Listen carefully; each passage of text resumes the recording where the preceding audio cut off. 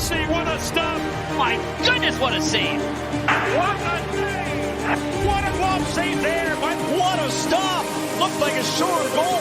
You talk about an A+ save and maybe the save of the night. Welcome to the Goalie Science Podcast, where we break down the science of goaltending, coaching, and everything in between. I'm Dr. Jamie Phillips, former professional goalie, board-certified physical therapist, and goalie performance specialist, alongside my co-host, Derek Boujan, owner of Boujan Goaltending and On Ice Hockey Performance Center.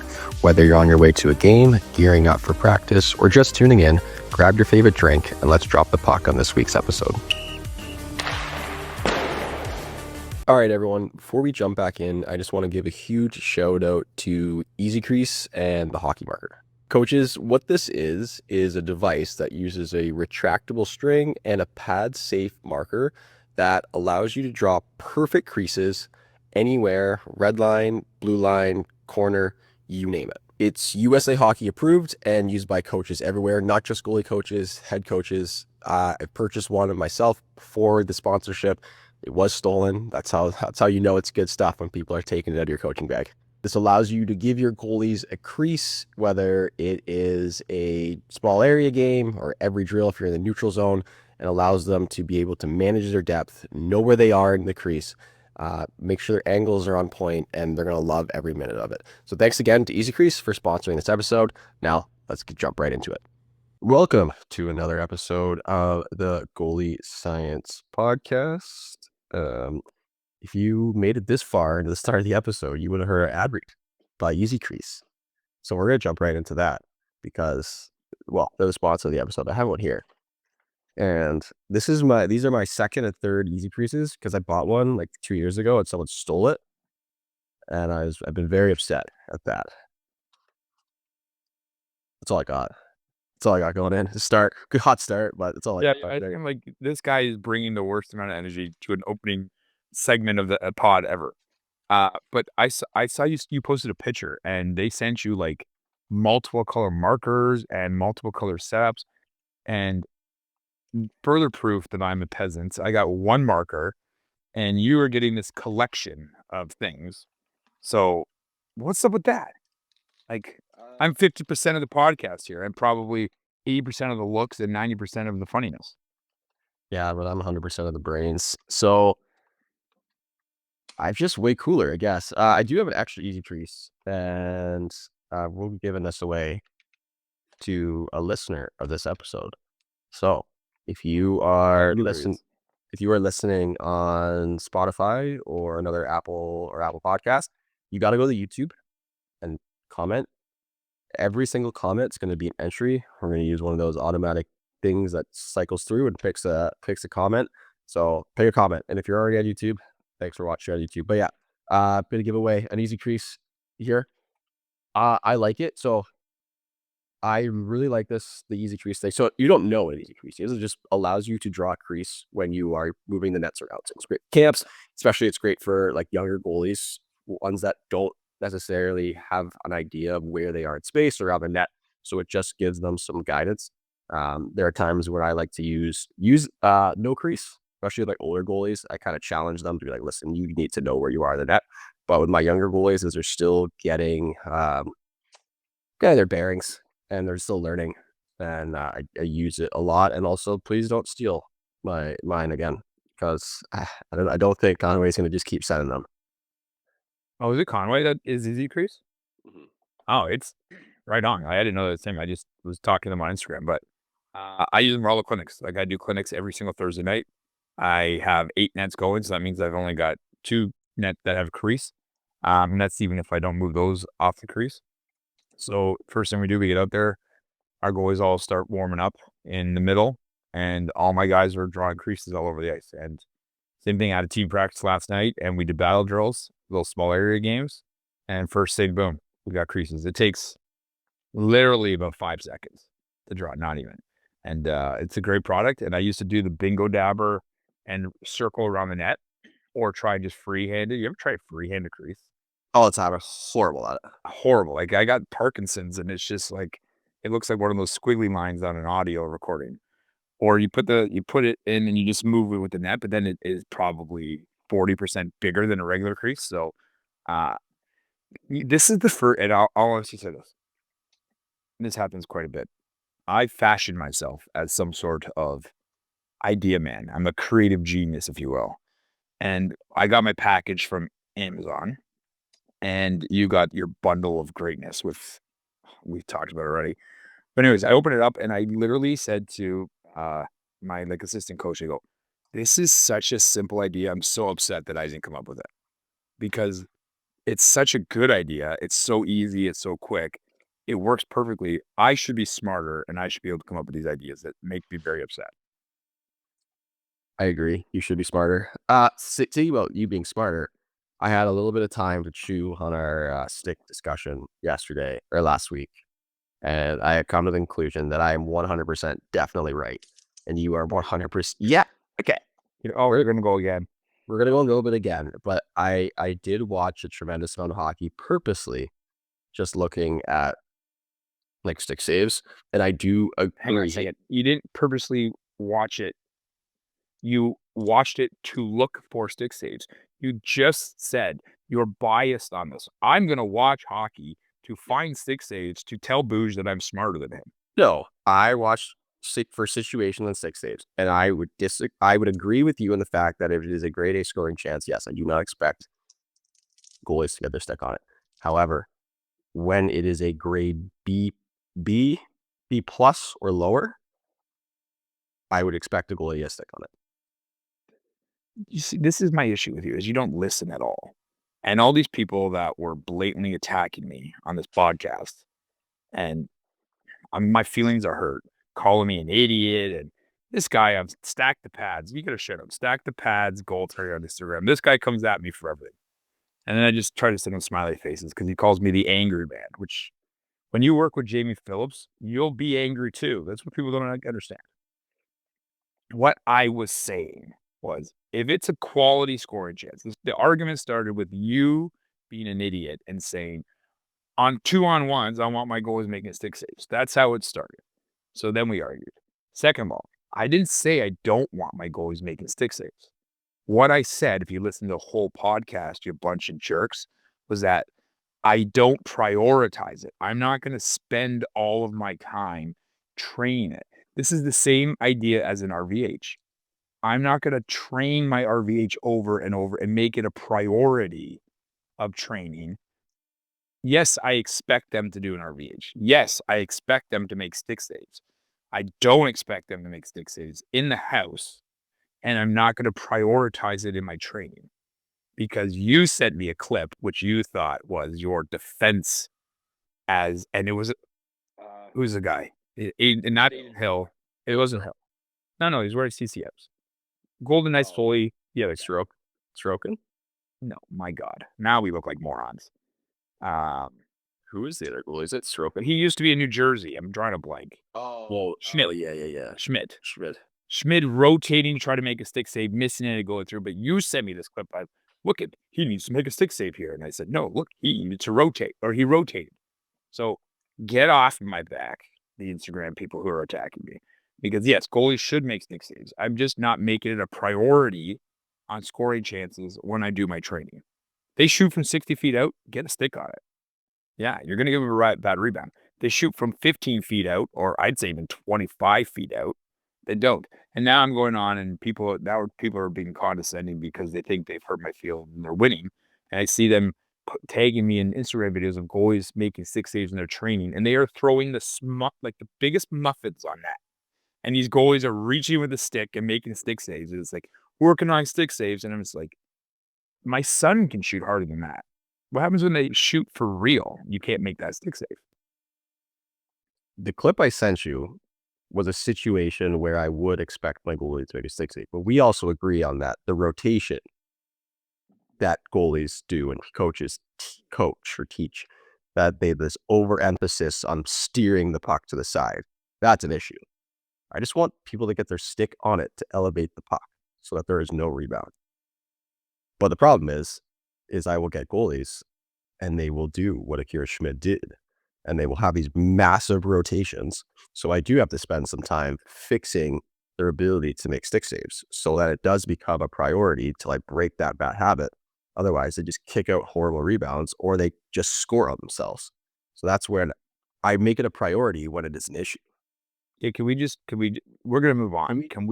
I just need you to say to me, I'm sorry that I sent you that clip because Booge, you were right again. That's all I need, and then we'll move on. Everybody needs to go watch YouTube because you see his smug face right I'm going to. That is the little Frenchman. I'm going to quote the disgraced Conor McGregor.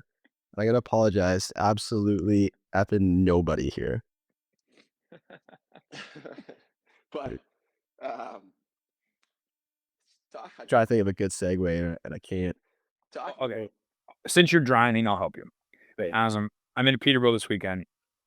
We talk about how we always want people to come up and say hi to us. And I'm walking into an arena. There's a guy walking the other way. And I'm walking with one of my like really good friends, and we're walking in to watch just watch a game because we have nothing to do. And a guy makes a beeline. Hey, are you Derek Boujan? I was like, yeah. And he's like, oh, I listen to your podcast. I love you. Thanks for everything you do. Shakes my hand. You're okay. He says I love you. I don't think he said it. Like, hey, here, I think I love the podcast. I don't know what I said. You're interrupting my story. Back. He says, I love you. I want to give you my house. No, none of that happened. So we shake hands. I'm like, hey, like, who are you with? Good luck, whatever. We start walking by. This guy that I'm walking in with is he's the VP of operations for the association that I work with. And we leave, and I just kind of look at him, and he's like, what the hell is that? I'm like, he's like, I got a podcast. Like, I tell people come see me. He goes, did he not know that I'm the VP of operations? And he was so butthurt because he thought it was such a big deal. Maybe he had to be there. Yeah. Well, but anyway, people come and say hi. And we like talking hockey, and maybe not like I couldn't talk to him because we were in a parking lot and there's cars flying all over. But I do love when guys come and say hi and say that they appreciate us talking about goalies like idiots because we're just best friends and we're just hanging out. Yeah, I do like that. I do find it really surprising that the VP of Hockey Agents would think that people would. I only know who is in charge of this association because I spend 15 hours a day here. I don't know who's in charge of any other organization. Like, how is anyone supposed to know that in Peterborough? It's a joke, Jamie. It's a joke. You're like one of those like funny things. Like you don't get. I know you don't get jokes. No, I did have a hot dog costume on, but it got too hot and I got embarrassed. Speaking of jokes, speaking of you being embarrassing. Speaking of me being embarrassing, speaking of jokes, if I have to hear another goalie say my team is a joke one more time, I'm gonna lose it. So I made a post on TikTok. If you don't follow me on TikTok, it's okay. It's not very good. But I made a post on TikTok talking about the mindset of playing on a bad team as a goalie. And I think 99% of the people get lost in the sauce, where they automatically think that because you're on a bad team, you're never going to make it. No one's ever going to see you. Scouts are going to come watch, etc., etc., etc. I'm here, and we're here to set the record straight that there's a lot of upside to being on a weak team. The caveat here is you need to be a good goalie on a weak team. That's if you're a bad goalie on a weak team, you're just bad goalie. It's just same as being a bad goalie on a strong team. You're a bad goalie. That's it. But if you're a good goalie, or if you are even an average goalie on a weak team, you have the opportunity to shine. Like you could be that big fish in a little pond that everyone notices. Because if you're on a weak team, people don't expect you to win. They expect you to lose every night. And so when you win, when you steal games, when you give your team a chance and you give up 5 goals on 70 shots, people take notice of that. And the example I used in my TikTok was I got drafted to the NHL because I was a good goalie on a weak team. And there happened to be a scout from the Winnipeg Jets there, and we were giving up 65 shots a night. And I was giving up 2 to 4 goals a game. And people took notice. And I wish more parents and goalies had that mindset of I'm going to give my team a chance tonight, regardless of the score. And I'm going to be a stud on this team, even if we're the worst team. Now, your story, it doesn't go across the board. You were a great goalie on a bad team, right? The one thing that you have to understand, you said this perfectly, is like objectively, you have to know if you are a good goalie on a bad team. So like, I'll tell you two, like I'll give you one quick one. So coaching junior B, we were on a top team. We had 2 young goalies. Our objective was we had to make a run to win provincial championship. Our coach, we played together. There's another team in our league, and they won like 2 games all year. But that goalie would get 70 shots a night and stand on his head and make all these giant saves, and it was unbelievable. And every time we played them, he'd stand on his head against us. Now the Coach GM loved this kid, so I carefully watched, and my exact words were, "Yeah, he is very, very good on a bad team. He is unbelievably good on a bad team." I'm like, I don't think he's going to be good on a good team because there is those guys, right? There's guys that can be unreal and make 75 saves on a bad team because there's no pressure. They're expected to lose. Maybe they're super athletic so they can make those saves. But then when they get traded or they get drafted and they go to a team that gives up 20 and only gives up maybe 5 scoring chances, now he's giving up that soft one every night. So as a goalie, if you are a goalie on those bad teams that are giving up a ton of scoring chances, you still have to be able to critically analyze your game and understand if you're put in a different position, are you going to be actually better? Like, is being on that bad team making you look or making you feel like you're better than you are? Because that's another thing that people don't think about also. That's good. That's a good point. I didn't think about that. It is being able to do both. That's when you go from like good to great. That ability to give your team a chance on a bad team, but then also be able to, as the kids say, lock in on games where you don't get a lot of actions and you can play consistently. And the goals you give up when you only have 20 shots a night are ones that you really had no chance of making those saves. And it's more about keeping out the soft ones and giving your team a chance. When it comes going back to the bad team, good goalie or great goalie, is I really want everyone to just I think where do you think it comes from? Like, is it parental? Is it the goalies? Is it everyone getting so focused on the stats? Like, why is it so hard for a lot of people to wrap their head around that concept? Well, we talk about this all the time. It's like when you're younger, one sec. Sorry, I had to rock a cough. When you're younger, we want you put into positions where you have to have resiliency and face adversity. So you don't want to be the best teams. You want to play on kind of meandering teams or middle pack teams or even lower to bottom half teams because it teaches you that there's consequences if you don't prepare and you don't work hard and you're not focused and dialed in. So, but honestly, I think that's the fear is like, if you're on a team that's not in the rankings, right? My hockey rankings, I think, have ruined parents.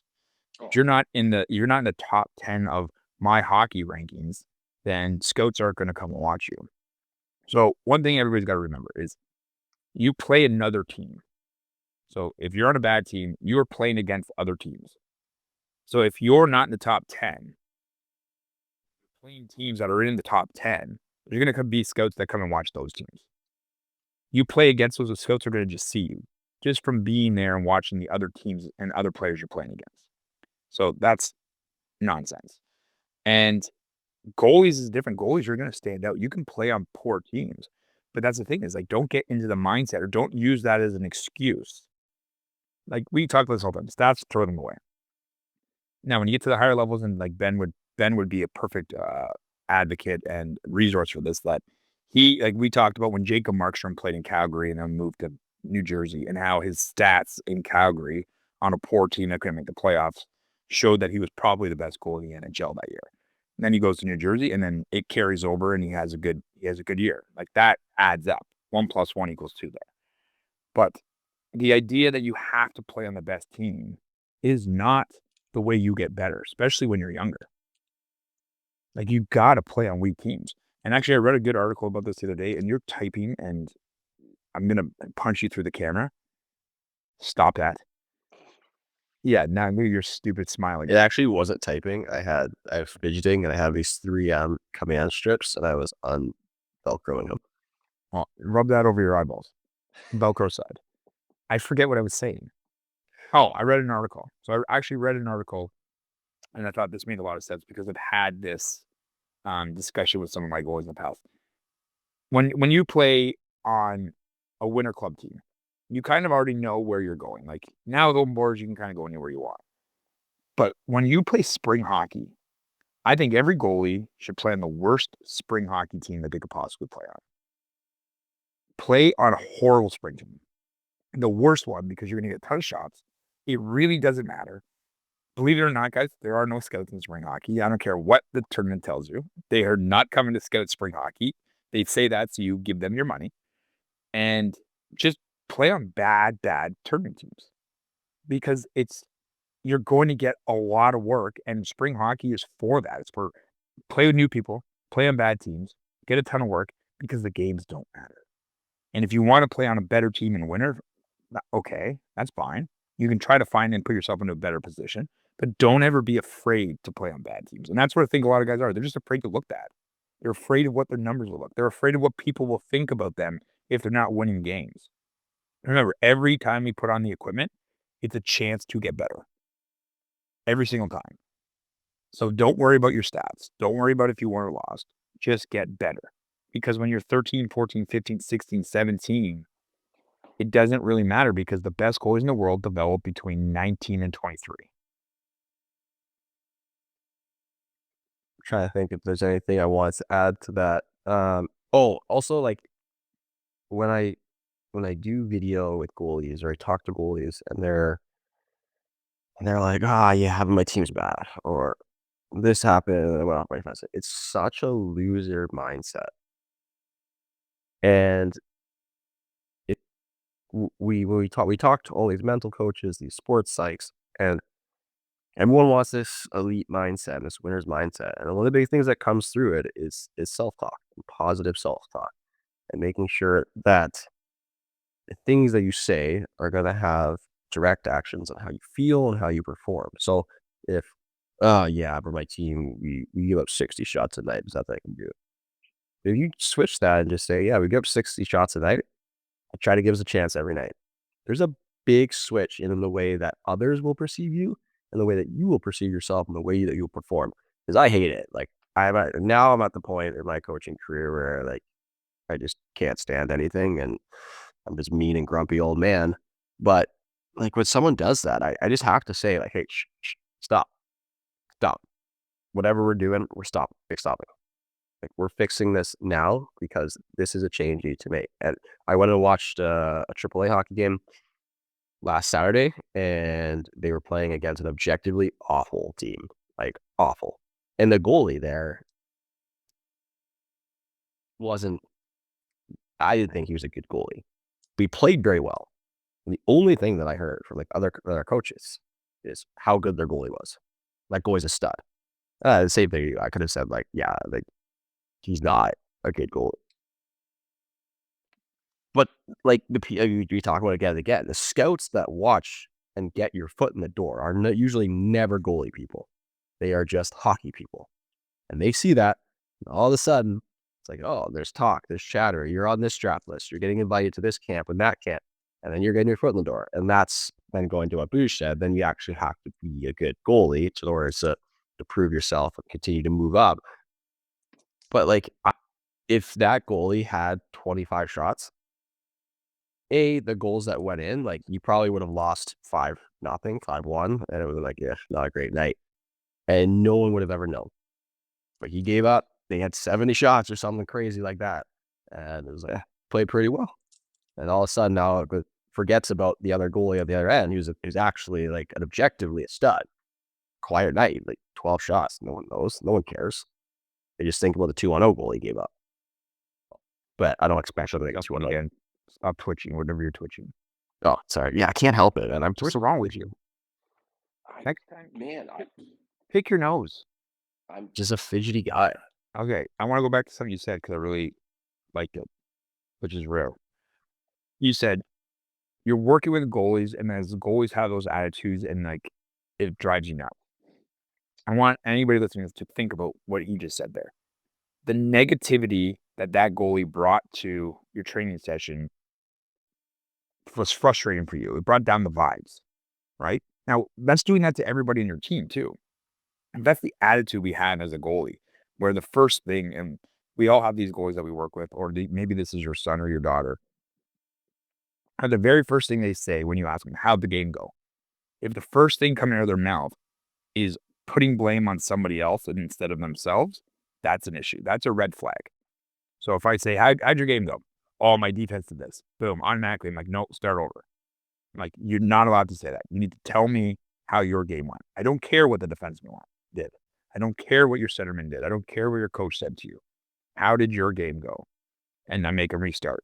Because I would say probably 70% of goalies, the first thing, or even some of the goalie parents that make excuses for their kid, the first thing that comes out of their mouth is, oh, his team is blah, blah, blah, blah, blah. Doesn't matter. Okay, that's the first thing that we have to do to correct this mentality is, Jamie, how'd your game go last night? I did this. I did that. I was even there. I was going to say, like, I think I played solid. I would like to have one or two back. Exactly. That's it. And then it's like, okay, well, tell me about the ones you like to have back. Then you start a discussion that wasn't already kind of brought down by a negative attitude where we're starting to pass blame. And we have to take blame. Like we talk about the leadership qualities of the goalie. And I think in the US, you guys are all of your minds because you just blast C's on every goalie's chest. And it's embarrassing to the game of hockey. Goalies have to lead by a different way. And you're leading by example. You're leading through maturity. You're leading through preparation. That's how we lead. And that is how we can start building winners, right? And another thing you said there is that winners do this. When we talk about winners, and maybe we have to actually have a discussion on what a winner is, but we don't mean somebody who just wins hockey games all the time. Like a winner is somebody like that we would hire in life. Like they're employable later on. They're people who are winning overall, not just a singular game. Like even if you're a winner, like we talk about Jonathan Taves, that guy wins, right? He's a winner. But how many Stanley Cups or playoff games has he lost?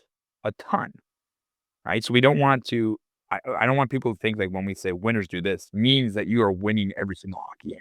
Completely different context. There was so many things there that hopefully I remember it after I go on the rant. The first is just a hypothetical question. I love it. I love our Binnington Hellebuck conversation. I can classify Binner as a winner. That's good. Sweet. I should rap. Spit fire. So the question now, this is, and I love Helly, but would you classify Helly as a winner? I would. Question. Like, well done. That popped in my brain, and I was like, I don't know. I got to give you credit for being a very good interview of me on my podcast because that's a gold question. I like this could go back to, does Helly play on a bad team? Because like when they get to the playoffs, if he doesn't play out of his mind, they lose, right? So is Helly a winner? Wow, that is, I don't know. Dinner for sure, right? Like Jordan Binnington is a guy who we think is lower on the skill depth chart than a lot of guys in the NHL. We ranted for weeks that he shouldn't even be the goalie on Team Canada. He's going to be the Olympic goalie again. And now we have no leg to stand on because he has proven he can win. So if Logan Thompson doesn't get invited, I'm going to be very mad. He's still tearing it up. Oh, he's unbelievable. A shout out to Brock Badgers, U Sport, and Ryan Ludwig, who's about 40 minutes away and works with a bunch of my goalies because he's in that area. And great dude. And worked with Logan Thompson and worked with that other guy who went to sign with Edmonton out of U Sport. The two goalies in the last couple of years that signed out of U Sport, both Ryan Ludwig guys. So shout out to Ryan. Shout out to Ludwig in Niagara region. But yeah, I don't know. I don't think we can answer that question. Hellebuck being a winner. I don't think we can answer that either because I think, yeah, it's weird because I think Hellebuck is a better goalie than Jordan Binnington. But it's not individual. It's not 10. I don't. Yeah, I know. That's what's what's unique about this question. Hey, you know what? Let us know in the comments below. Drive the algorithm. And also, every time you comment, tell us who you have, and you might win the easy crease. When you were talking before, there were so many things because we live a very parallel life in dealing with goalies and owning businesses that have gyms, and we're around athletes all the time. So the conversations we have are very much the same. And you said something about head coaches, and I had a goalie yesterday who was frustrated. They lost 3-1, which I was like, against the best team in the league. I was like, okay. And like, okay. But they're like, well, my head coach just keeps yelling at me, and also, dude, they're definitely not yelling, but like my head coach keeps yelling at me, and they want me to do this, they want me to like, they don't understand how hard it is to be a goalie. My answer is, yeah, they don't. What do you want? And that your blog 2 blogs ago, when Weston played really well, and you went to go, he got his reward of the mystery mini, and you said, I don't remember the quote, like exactly what you said, but I gotta watch it back and steal it, where you basically were just said, like, we shouldn't be congratulating you for doing your job. And I think that's so important. And I tried to have that conversation with a goalie. I definitely butchered it, so I probably made things way worse. But it is really important. Like, when you play well, you play well. Like, you play well. Everyone knows you play well, and you'll get your cookies. Like, people will say, "Congratulations, you played awesome, man." But that is your job. That is your job. And then when you play poorly, people are like, "Oh, it's not your fault. It's not your fault." And you know it's your fault. And people are just trying to hype you up. But it's kind of that middle ground, the middle of the Venn diagram there. When you give your team a chance, but no one says anything, like, you need to know that you did well, but you cannot look for external validation. If you're looking for external validation, you aren't going to be successful. You're not going to be that winner. Now, I really wish we could swear this podcast. I'm in a very swearing mood, but no one gives an F.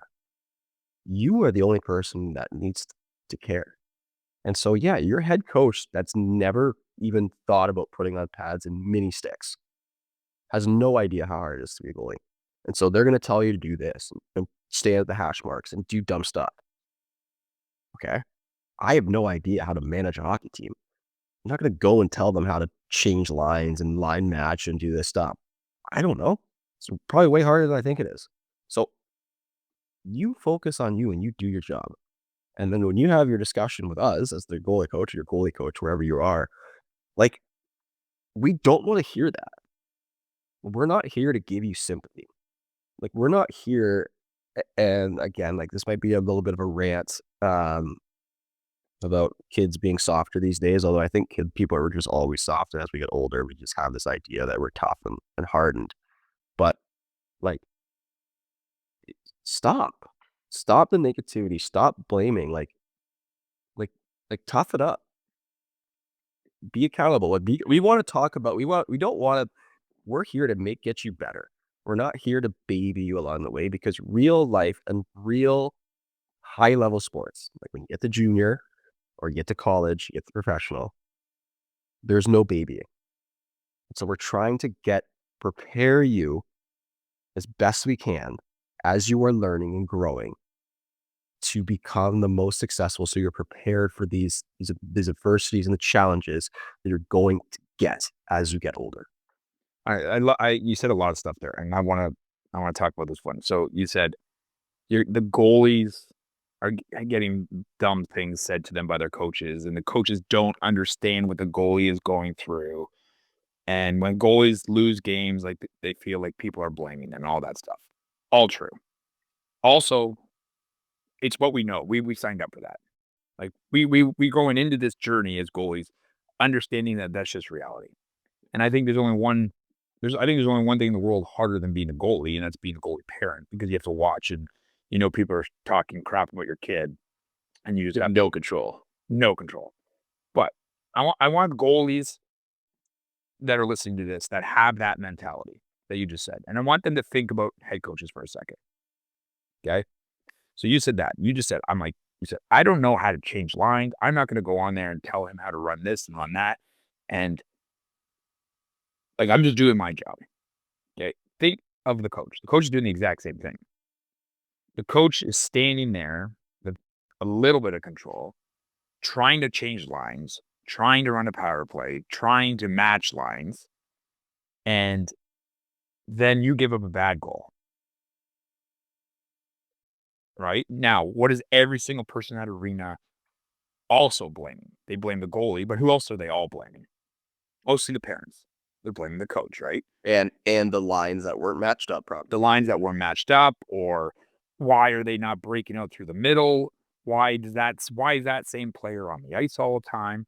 Right? So there is parallels. And this is why I think goalies make good coaches, is because as we're growing up and we're already preparing ourselves for that mentality of where, like, it doesn't really matter what we do, we're going to get blamed for something at some point, and we kind of accept it as goalies. But then that's why I think a lot of goalies make good coaches, because same thing, is it doesn't really matter what choice you make as a coach. They're going to blame you anyway. If a kid falls down at the blue line and he's had 5 great shifts in a row, so he gets a sixth shift, falls down, there's still 30 people that are like, why is that kid on the ice? So it's easy for the goalies to blame the coaches sometimes. It's easy for the coaches to blame the goalies, because I think it's very much a parallel mentality. It really is. And I can say that because I'm doing both, and I've done both, and I get it. And you just have to be okay. If you want to be a winner, this is what we're talking about, and you want to have a winning mindset, and you want to be a leader, then you have to stop caring what everybody else thinks. You don't need that validation. And in the vlog, that's where I was trying to teach my kid. And it's funny because I said to somebody before I kind of even, and my kid is very humble. And then I go back and watch that, and I realize why he's humble is because I try to keep him here. Like, he has a great game and I don't let him get up there. If he has a bad game, I try to bring him up, and he's very humble. But like, we're preparing them for life.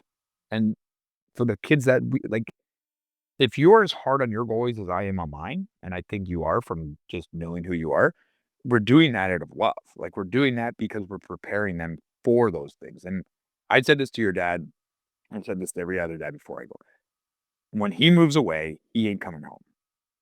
We don't want him to come home because he doesn't know how to do laundry, or he can't figure out how to use a stove. Like, he's going to be tough enough that when he goes away, mommy doesn't have to cry every day and be like, is he going to survive? Yeah, he's going to survive, because we're going to make sure that he can survive at 11 and 12 and 13 and 14 and 15. And then when he gets to that ages where it's like, hey, yeah, it's not like we're crying on the way home. It's like, get out of my car, see you in 6 months. We're going to toughen him up. But you go back, look at Patrick Waugh. Patrick Waugh is maybe the best coach in the world. I think there's 3 guys that I would say, 4, 5. There's 5 coaches that I respect. There's a lot of coaches that I respect, but there's 5 really. And Patrick Waugh is one of them, and Patrick Waugh was a goalie. And Patrick Waugh understands that Patrick Waugh can handle the pressure. And Patrick Waugh is got an ego, and you need to have that ego. And I think you develop that ego by being that goalie that is a winner. So when we come back to it, let's take a look at this. Like, if in 10 years, let's say 10 years, and we want to talk about Binnington and Hellebuck, which one of those guys could we see taking over an NHL team behind a bench and being that leader? Is it Hellebuck? No, it's Jordan Binnington. It's Jordan Binnington. So I think that answers our question it doesn't answer our question, but if one is more of a winner than the other one, I think go Canada, go. Yeah. I am hard on all my athletes because, and actually, so 2 things. We had a talk with some of our group yesterday, and I just had it was about something completely different, but there were some distractions off the ice. And so I just said, like, listen, Coach Ben, my head strength coach here, and I care about 3 things. We care about your mental health, your physical health, and making sure that we're giving you your all so that you can achieve whatever your goals are. And like, that's what coaches do, and that's what we push. We talked about being hard. Is I got a slap on the wrist because one of the players reported me to a head coach and said that I said a derogatory comment. And when the coach told me that, I was like, what? Because like I wouldn't say it. I would never say anything derogatory to a player. And I was like, they're like, what did I say? They're like, yeah, this player said that you told them that they were weak. And I said, what? They're like, yeah, they said that they were having hip pain and you said it was because they're weak.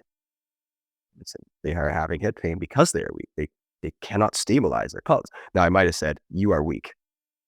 That's probably how I said it. That's how I say it too. Like about 99% of my athletes, because 99% of them are not strong enough and they lose a lot of puck battles. And I just said, you are weak. You need to get stronger. That is the reason your hips are hurting. Listen. And there's a reason I'm not naming athletes, of course. But if that really cuts deep at you, and instead of saying, F you, Jamie, I'm going to get strong. And your mindset is, oh, I'm weak. And how could someone say that and this and that? That's not a winning mindset. And you would push back. I want athletes to push back. I would rather that athlete say, just turn around and say, F you. I go, yeah, that's right. F me is right. Okay. You're not strong. Yes. So what are we going to do about it? Come and do extra work. Don't skip workouts. Let's fire it up. Like, that's what I want to see. And I say it's all my athletes. I have some really good high skill hockey players that are getting out bench pressed by girls their age. And these kids want to get drafted to the OHL. I'm like, I can't wait for you to go to your first junior camp and a 20-year-old veteran murders you from behind. Then you're going to realize I am not strong enough. And damn, I should have actually taken puck battles seriously. I should have worked hard. I should have ate more than Captain Crunch every morning for breakfast. Like, that's what wisdom is. Like, as older coaches and stuff, we have wisdom. We've been through it. We've seen what works and what doesn't work. So we can have these conversations with athletes. And we had those same athletes are the ones that don't come to their team workouts. And then they wonder why they're in pain. They wonder why they're leaving puck battles. They wonder why everyone's passing them by. And then again, but that's the difference between a winner and a loser. Yeah. And you know what? And you're listening. And if you're listening and you feel offended, that's good. Because it means you're having a little bit of self-awareness. And it's not too late to switch. It's not too late to make those changes. If you're listening to this and you're like, oh, my coach ever told me I was weak, I would be upset. Well, look in there. Why? Is it because you are weak, or is it because there's something deeper? And then take note of that and be like, okay, that shouldn't be happening. How am I going to spin this around? How am I going to get dialed in? Because the coaches, and you said it many times, when coaches stop being hard on you, they stop caring about you. They've given up on you. And that's not good. And that's when you can go hide in the shadows and do whatever you need to do, because no one cares about your success anymore. When the coaches are pushing you and challenging you to get better, and like for us, like we're in the gym and I'm on the ice, or I'm in the gym and I'm like, hey, throw some weight on. Like, you're moving that too easy. Add some weight. You can get stronger. Or in the ice, it's like, I want you to battle. Like, you're not good at that front battles. We're playing on all our rebounds. Like, I make those saves. It's because we see something. If we're just letting you slide, it's not a good sign. So those coaches that are hard on you are going to be those coaches that are the ones that you look back and you're like, damn, that made a big difference. This is you're newer into it. So I'm now where some of the guys that I coached are now coming back around and starting to coach with me. And I'm not talking about goalies, I'm talking about players. And it's fun. Like, I went to go watch a Blue Jay game 2 weeks ago at Shoutouts, and two guys, like my very first AAA team coach, now they're 26 years old. So like, it's been that long. I coached them in U14. Caledonia guys, TK, Tyler Kays and yeah. So I ran into those guys, and they recognized me coming in, and they're now, I haven't seen them since they were 15 years old, so I didn't recognize them. But they're walking in, they saw me, so they came back in, and we had a couple of beers together. It was blast from the past. It was amazing. So shout out to those guys if they're listening. Zero chance they're listening.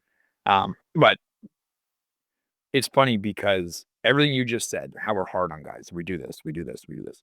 When those guys are now in their coaching journey and you're around them, you're like, this is the exact same thing same conversation I had with you 10 years ago. Or you're having with somebody else now. And you're just as frustrated with that. You got to get stronger. You got to block a shot. You got to be tougher in front of the net. When I had those conversations with you, now you're having those conversations and it's full circle. It comes around. And it's hilarious that when they get here, like, was I this dumb when I was that age? Yes, you were that dumb when you were that age. But it's hilarious. But I love what you said about all of that. Everything you just said was really good. And I am drawing a blank. I can't really remember what you said. I just remember thinking, like, good job, Jamie. I was more rattled that someone thought that me telling them their week was derogatory. I thought you were going to say you called the kid soft. And he's derogatory too? I don't think so. I say it all the time. I think we have huge different definitions on like what's derogatory, what's not. Oh, yeah, me too. But like, what I want to say is, like, if to me, if you were told that you're weak, you're choosing to be weak. That's your choice. Because I think getting stronger, I mean, like, obviously you need a plan and you need like resources, but getting stronger is the easiest thing in the world. You can just choose to get stronger and you can get stronger. It's harder to get better at skating. It's harder to get higher hockey IQ. It's harder to be power play skill guy, get a better shot. Like, that's harder than going to a gym and getting stronger. So, like, that is an active choice. I am choosing to be weak. Yes. And even those things you mentioned, like, you can still choose to get better at those too. You can't choose to get taller. No. I can't choose to get more handsome. I mean, I'm pretty much maxed out, but like, If you have to get better at skating, if your edges and you're not a very good skater, you're a defenseman, you struggle transitioning, your footwork is not very good, it doesn't cost $24 a month to get better at that. You can find a gym membership at LA Fitness or Good Life or wherever you are, and you don't need to have a strength coach where you're paying Jamie $1,500 a month, although you should. But you can just go. you get way stronger way faster though. You would, yeah. I mean, but I'm saying, like, that's a choice. It's much more expensive to get better at skating than it is to get stronger. Yes. I think it's actually crazy because that's like probably one of the lowest hanging fruit. And it's easily tracked.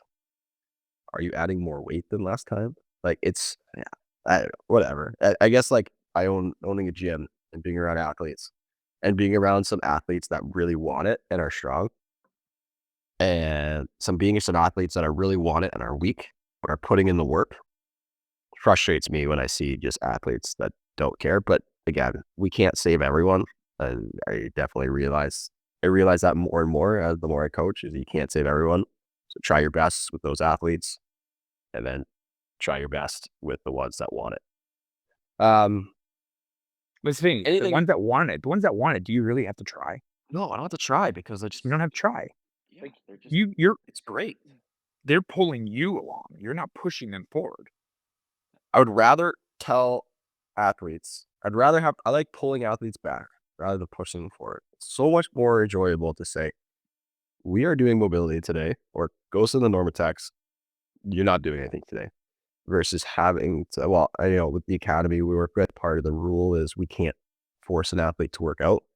That is a rule that I would like to change. I think it needs to be mandatory, especially if their parents are investing a tremendous amount of money into this.